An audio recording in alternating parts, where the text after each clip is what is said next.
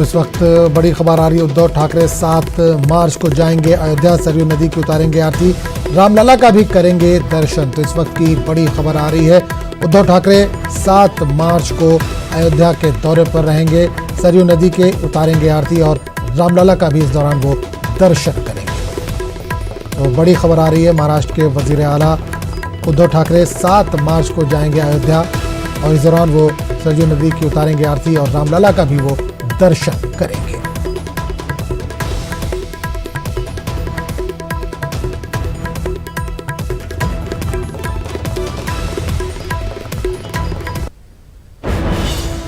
मार्च को अयोध्या में जाएंगे।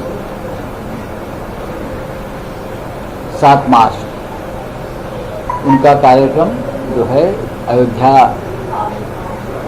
यात्रा का वो तैयार हो गया है।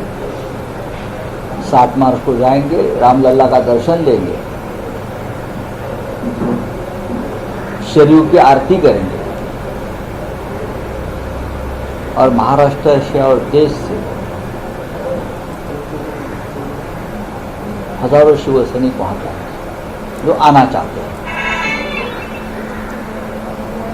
लेकिन महाराष्ट्र के मुख्यमंत्री ने वहां जाना और रामलला का दर्शन करना, ये हमारी कमिटमेंट है और उसकी तैयारी चल रही है। हम उसमें राजनीति नहीं लाना चाहते।